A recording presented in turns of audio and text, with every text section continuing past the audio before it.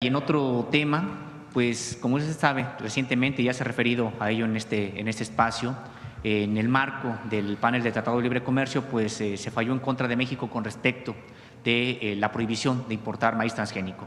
Usted ha explicado que la estrategia que sigue ahora su administración, pues será que desde la Constitución se proteja el propio maíz nativo con la prohibición de que en México se siembre maíz transgénico.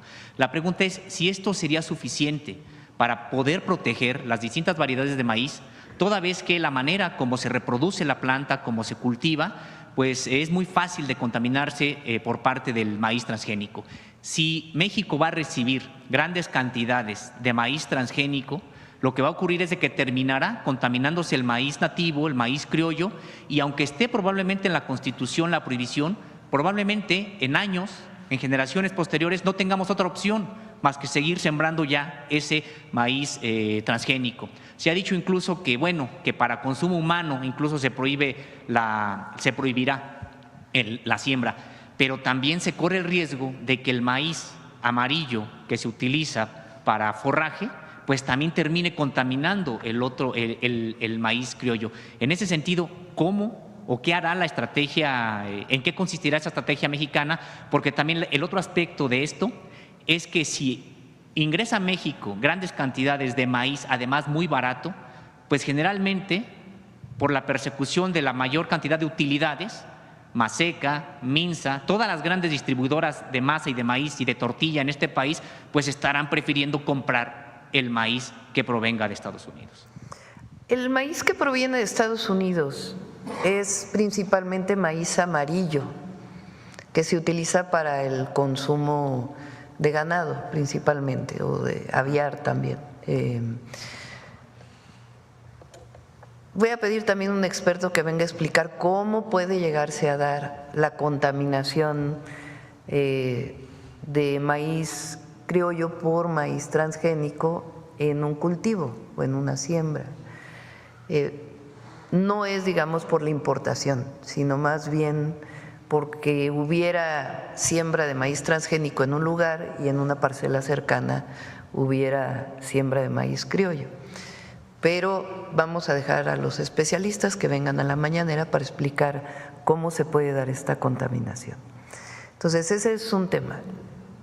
La tortilla, que es, digamos, el principal producto del maíz blanco y otros productos, desde el consumo del elote hasta la producción de distintos productos que provienen del maíz blanco. Del maíz es de maíz blanco, no es de maíz amarillo. No es tan fácil hacer una tortilla de maíz amarillo, tiene que ser de maíz blanco.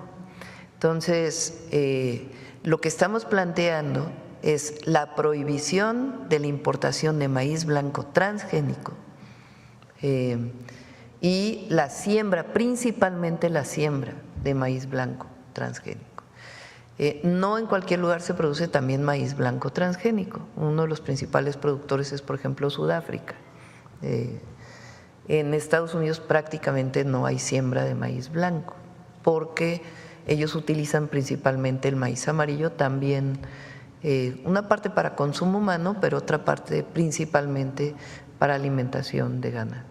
Entonces, lo que más nos importa es la protección del maíz blanco, criollo, en nuestro país, por varias razones. Sí, por razones de salud, pero principalmente por razones de protección de la biodiversidad.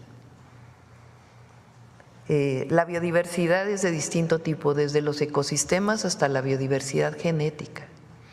Y hay que proteger la biodiversidad genética, particularmente el maíz, aunque no solo. Porque de perderse entonces se perdería no solamente la planta, sino también lo que culturalmente ha significado la domesticación del maíz. Presidenta, en ese sentido, bueno, se avanzará en la protección de que no se siembre maíz transgénico en México, blanco. Y sobre la importación, ¿habrá algo que se pueda renegociar en el propio Tratado de Libre Comercio? ¿Considera necesario explorar esa parte para la importación? Se está revisando. Se está revisando porque tiene muchas implicaciones, inclusive para la alimentación en México, tiene implicaciones para los precios de los productos, tiene muchas implicaciones. Entonces lo estamos revisando. Por lo pronto lo que queremos que quede en la Constitución es la protección de nuestro maíz, que es una protección de la biodiversidad cultural y también de la salud. Muchas gracias.